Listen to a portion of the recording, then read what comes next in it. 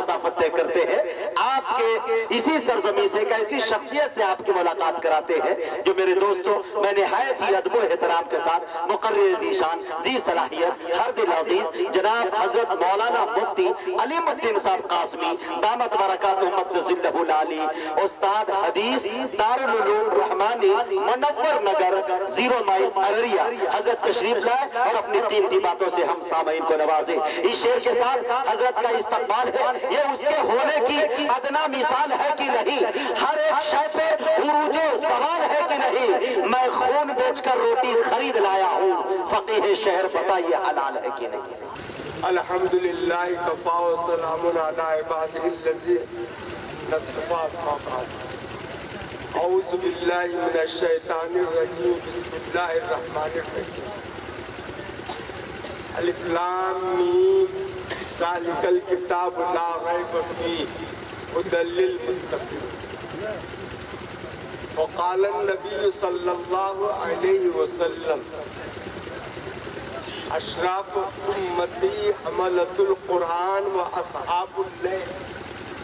وقال النبی صلی اللہ علیہ وسلم ان بہاء امتی و شرفها القرآن۔ جناب صدر اور معزز علماء کرام اور میرے دینی بھائیوں، آج کا یہ اجلاس عظمت قرآن کے نام پر، عظمت قرآن پر ہم جیسے انسان اور یہ خاکی اور وہ سراپا نور ہی نور، اس کی عظمت کو ہم کیا سمجھو کیا بیان کریں؟ خدا کی عظمت کو ہم کیا بیان کریں؟ لیکن جو کچھ بھی اس ناسمجھ کی سمجھ میں ہے وہ آپ حضرات کے سامنے ہم پیش کر رہے ہیں۔ اللہ اکبر، یہاں پر ان کا وہ جس پر اللہ کو بڑائی دی گئی، بڑائی ہے، اس کا ذکر نہیں ہے۔ اور اس جملے کا مطلب یہ ہوتا ہے کہ ہر چیز سے اللہ بڑھے، اللہ اکبر من کل شیء، ہر چیز سے اللہ بڑھے۔ اور یہ بھی بات ہم لوگ سبھی سمجھتے ہیں کہ کلام کا اندازہ صاحب کلام سے ہوتا ہے۔ کلام متکلم کی صفت ہوا کرتا ہے، کلام کی عظمت متکلم کے ساتھ وابستہ ہے۔ جب اللہ سب سے بڑا ہے تو اس کا کلام بھی سب سے بڑا ہے۔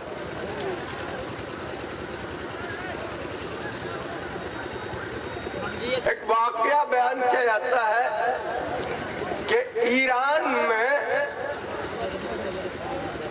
ایک مرتبہ ایک شاعر کی زبان پر ایک مصرع آ گیا،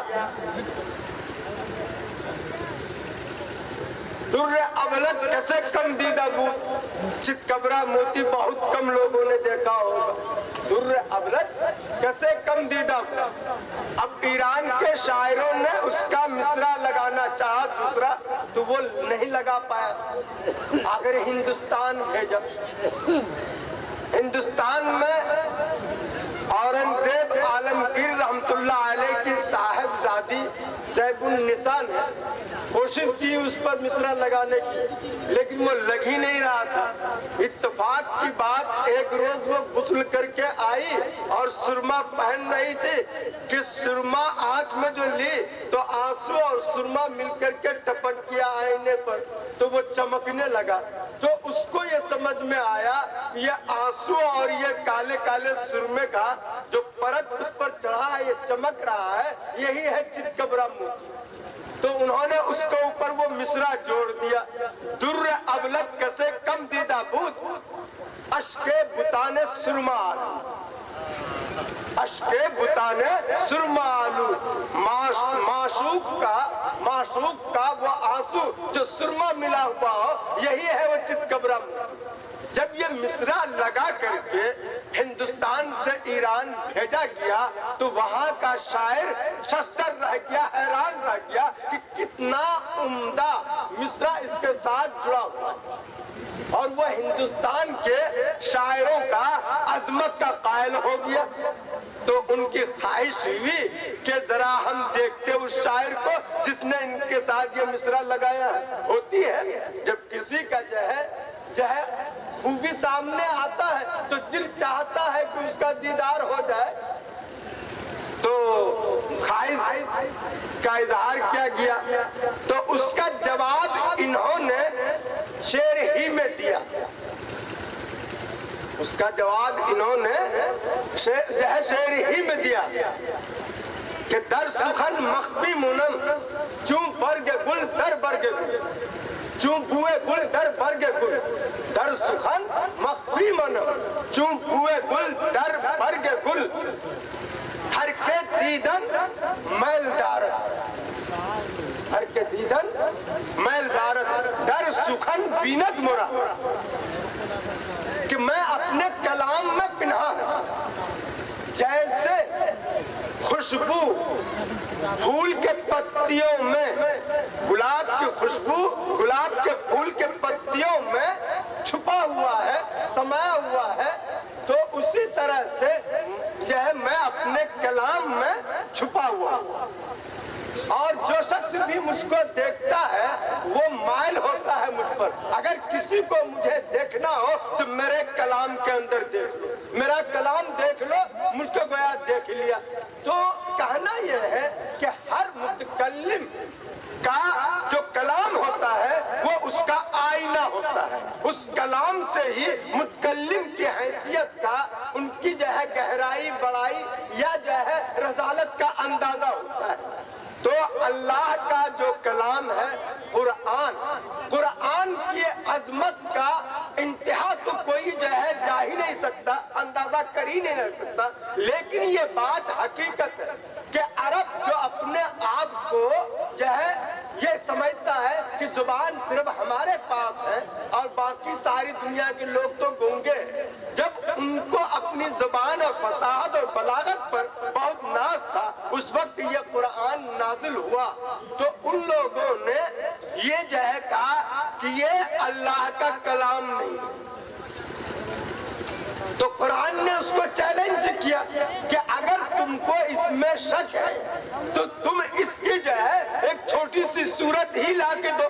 بار بار چیلنج کیا گیا، آخر میں ایک آیت پر آیا کہ ایک ہی آیت جو ہے کیا بنا کے دو۔ تو ان لوگوں نے بہت کوشش کیا، فصحاء عرب نے مل کر کے 6 مہینہ کمروں میں بند رہا اور وہ اس کے جو ہے جیسا کلام بنانے کی کوشش جو ہے کیا، لیکن جو ہے نہیں کر سکا۔ تو کلام اللہ، اگر قرآن اللہ کا کلام نہیں ہے تو اس جیسا لا کے دو۔ یہ چیلنج اس وقت تھا یا آج تک ہے نا؟ بہرحال یہ علماء کے ثواب دید اور علماء کی تحقیق پر میں چھوڑتا ہوں کہ یہ اس وقت تھا یا آج تک ہے، لیکن یہ حقیقت ہے کہ آج تک قرآن کا ایک آیت کوئی پیش نہیں کر سکا۔ یہ ایک حق ہے اور یہ بات روز روشن کی طرح ہر شخص جانتا ہے کہ قرآن جیسے جو ہے ایک آیت آج تک نہیں پیش کر سکا کوئی۔ دوسری بات یہ کہ آج تک کسی نے دعویٰ بھی نہیں کیا کہ قرآن میرا کلام ہے۔ اگر کوئی چیز کوئی لا کے دے اور بڑی قیمتی چیز ہو ہے نا، اور اس کا کوئی دعوے دار نہیں ہے نا، ایک ہی شخص وہ بولتا ہے کہ وہ میرا ہے، یا جس کے پاس ہے وہ کہہ رہا ہے کہ یہ فلاں کا ہے، تو ان کی بات تو ماننی پڑے گی نا۔ جہاں دعویٰ میں ٹکراؤ ہوتا ہے نا، دلیل وہی مانگی جاتی ہے۔ جہاں کوئی دوسرا جو ہے دعوے دار ہے ہی نہیں، وہ چیز تو سالڈ اس کا ہی ہوگا۔ تو قرآن کا تو آج تک کسی نے دعویٰ نہیں کیا کہ یہ میرا کام یا کلام ہے. حضور اکرم صلی اللہ علیہ وسلم کے ذریعے سے یہ چیز جو ہے کیا پہنچا اور حضور نے یہ کہا کہ یہ میرا نہیں ہے اللہ کا کلام. انہوں نے صاف کر دیا یہ اللہ کے کلام ہے. بہرحال میں آپ سے چند باتیں بہت مختصر انداز میں جو ہے کہوں گا اور اس کے بعد توجہ دلاؤں گا. پہلی بات تو یہ کہ یہ اللہ کا کلام ہے اور یہ کلام خود اللہ کے کلام ہونے پر دال ہے کہ اس جیسا کلام انسان بنا ہی نہیں سکتا. اور قرآن نے جو کچھ کہا ہے نا وہ 100 سال 1000 سال نہیں بلکہ رہتی دنیا تک کے لیے انہوں نے پیشن گوئی جو ہے کیا کیا ہے. ایک انسانی دماغ کا پرواز جو سائنسدانوں کا تحقیق کے مطابق جا سکتا ہے تو اپنے دور سے 200 سال آگے کی پرواز کر سکتا ہے. لیکن یہاں تو ہزاروں سال آگے کی بات بتائی گئی ہے. رہتی دنیا قیامت تک کی بات بتائی گئی ہے. جبکہ ایک انسانی خیال کا پرواز وہ اپنے دور سے 200 سال کے آگے تک ہوتا ہے. اس سے زائد نہیں جا سکتا. تو یہ بھی ایک بات دلیل ہے کہ یہ انسانوں کا جو ہے کیا کلام نہیں ہے. انسان سے مافوق الفطرت کوئی ذات ہے کہ اس کا یہ کلام ہے. دوسری بات یہ کہ اس میں کوئی شک و شبہ نہیں. لا ریب فی، اس میں کوئی شک و شبہ نہیں. ہر شخص کے سامنے جو ہے قرآن ہے.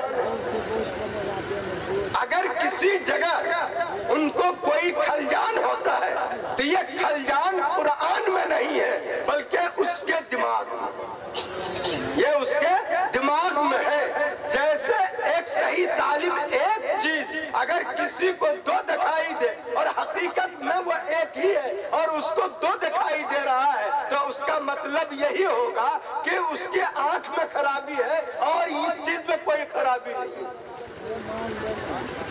تو قرآن میں کوئی شک و شبہ نہیں ہے. قرآن جو ہے آج 1400 سال سے لوگوں نے آزمایا اور جتنا آزمایا اتنا ہی ان کی جو ہے سچائی اور حقیقت آشکارا ہوتے جا رہا ہے. یہ سائنسی تحقیقات نے قرآن کی حقانیت کو روز روشن کی طرح سامنے کر دیا. اللہ سے یہ چیز حضرت جبرائیل علیہ السلام کے واسطے سے پہنچا اور جبرائیل علیہ السلام کے متعلق یہ کہا گیا کہ انہو لقول رسول کریم ذی قوت عند ذی العرش عظیم عرش الکریم مکین متعاون ثم امین. یہ سب صفت حضرت جبرائیل علیہ السلام کا بیان کر کے یہ بتا دیا گیا کہ قرآن جو اللہ نے حضرت جبرائیل کے ذریعے سے محمد رسول اللہ صلی اللہ علیہ وسلم تک پہنچایا تو وہ جبرائیل عزت والے ہیں اور وہ جو ہے بہت ہی طاقت والے ہیں اور عرش والے کے نزدیک ہے نا عرش والے کے نزدیک عرش کے مالک کے نزدیک ان کا جو ہے بڑا درجہ ہے اور سب کا وہ جو ہے کیا مانا ہوا ہے اور وہاں پر ان کا جو ہے وہ معتبر ہے. تو ہر طرح سے کہ وہ ایک سچا ہے امانت دار ہے اور سب سے جو ہے کہ بڑا جو خالق و مالک ہے ان کے نزدیک وہ جو ہے کہ صاحب جو ہے کیا حیثیت اور صاحب اعتبار ہے. تو ایسے شخص کے ذریعے حضور اکرم صلی اللہ علیہ وسلم تک یہ چیز پہنچائی گئی اور خود آگے چل کر کے حضور اکرم صلی اللہ علیہ وسلم کی تعریف کی گئی کہ حضور اکرم صلی اللہ علیہ وسلم کوئی مجنون نہیں ہے, یہ کوئی شیطان کا کلام نہیں ہے, بلکہ یہ اللہ رب العزت کا کلام ہے جو تمہارے تک پہنچایا گیا. تو بھیجنے والا وہ ذات ہے کہ جس کا کوئی جو ہے کہ مثال نہیں, اور جن کے ذریعے سے بھیجا جا رہا ہے وہ سید الملائکہ ہے, اور جس پر بھیجا جا رہا ہے وہ سید المرسلین ہے. تو جب ہر طرف سے ان کے اندر جو ہے بالا ہی بالا پن ہے تو پھر اس کو ماننے میں ہم کو کیا اعتراض ہے. قرآن کے بارے میں کہا گیا کہ اصدق الحدیث ہے, یہ خیر الحدیث ہے, اس لیے یہ کہا گیا کہ خیرکم من تعلم القرآن وعلمہ, کہ تم میں سے سب سے بہتر وہ ہے جو قرآن پڑھے اور پڑھائے. قرآن کی خیر ہونے کا یہ اثر ہے کہ یہ جس جو ہے شخص پر نازل ہوا وہ سب سے بہتر جو ہے کہ ذات ہے. چیز عقلی طور پر ہے، خیر الناس من ينفع الناس، جس سے سب سے زیادہ فائدہ ہوگا وہ سب سے زیادہ جو ہے کہ بہتر ہوگا۔ دنیا کو سب سے زیادہ فائدہ قرآن اور حضور اکرم صلی اللہ علیہ وسلم کی ذات مبارک سے ہوا ہے۔ آج اگر یورپ میں روشنی ہے تو وہ اسی قرآن کا جو ہے فیض ہے، یہ اسی قرآن کا جو ہے کیا فیض ہے۔ تو حضور اکرم صلی اللہ علیہ وسلم کا جو دور ہے اس کے بارے میں کہا خیر القرون قرنی ثم الذین یلونہم ثم الذین یلونہم، وہ دور جس میں قرآن نازل ہوا وہ سب سے بہتر دور ہے، وہ ذات جس پر قرآن نازل ہوا وہ سب سے جو ہے کیا بہتر جو ہے کیا انسانوں میں مخلوقوں میں سب سے بہتر ذات ہے، اور اللہ کی ذات تو ہے ہی سب سے بلند و بالا۔ تو ہر اعتبار سے اس میں خیر ہی خیر ہے، تو ان کا پڑھنے والا ان کا پڑھانے والا وہ بھی جو ہے کیا خیر ہوگا۔ اور یہ قرآن کے تعلیم کے مطابق جو طبقہ تربیت پا کر کے جو ہے دنیا کے اندر رہبر بنا، دنیا کے لیے جو ہے روشنی جو ہے کیا بنا، وہ خیر امت کہلایا، وہ طبقہ جو ہے خیر امت کہلایا۔ تو الغرض کہ قرآن کے متعلق ہم مسلمانوں کو تو یہ قطعاً جو ہے بتانے کی ضرورت ہی نہیں ہے کہ قرآن اس جگہ زمین پر جو ہے حضور اکرم صلی اللہ علیہ وسلم سے بھی اوپر کا درجہ رکھتا ہے، کیونکہ یہ اللہ کی صفات ہے، یہ اللہ کی صفات ہے۔ اللہ کی ذات اور صفات کے ماں سوا جتنی بھی چیزیں ہیں ان میں سب سے زیادہ بلند مقام آقا کا ہے، حضور صلی اللہ علیہ وسلم کا ہے۔ تو ان کے تو بتانے کی ضرورت ہی نہیں، اس کے جو ہے اس پر کوئی زور ڈالنے کی۔ اصل چیز یہ ہے کہ اس دنیا کی رہبری کے لیے آیا، یہ ہمارا دعویٰ بھی، یہ ہمارا دعویٰ بھی ہے۔ لیکن آج ایک سوال ہوتا ہے کہ جب آپ کے پاس اتنا بہترین صابن ہے نا، تو پھر آپ کا کپڑا میلا کیوں؟ آپ کا کپڑا میلا کیوں؟ یا تو آپ کا دعویٰ غلط ہے، یا یہ ہے کہ آپ اس صابن کا استعمال نہیں کر رہے ہیں۔ تو آج صورتحال یہی ہے، کچھ لوگوں نے تو کہا کہ اسلام کتاب میں ہے، مسلمان قبرستان میں ہے۔ کچھ لوگوں کا کہنا یہ ہے کہ ایشیا میں جو ہے مسلمان ہے، اسلام جو ہے یہاں پر کم ہے، اور یورپ میں اسلام تو ہے مسلمان نہیں، یورپ میں اسلام ہے مسلمان نہیں ہے۔ یورپ امریکہ جو ترقی کیا وہ ہماری ہی قرآن اور حدیث کو سامنے رکھ کے جو ہے وہ جو ہے ترقی کیا، ہماری تعلیمات کو وہ جو ہے قبول کیا، اس پر عمل کیا، لیکن اس پر ایمان نہیں لایا۔ اور ہم نے جو ہے قرآن و حدیث پر ایمان لایا لیکن اس کی تعلیم پر عمل نہیں کیا۔ یہی چیز جو ہے کیا فرق جو ہے کیا بن رہا ہے۔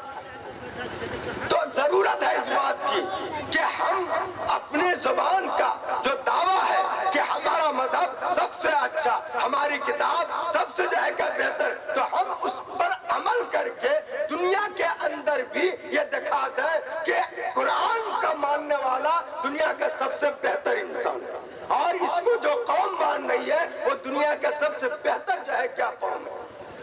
اور یہ چیز یاد رکھیے، آج سے تقریباً 30 سال پہلے ہوگا،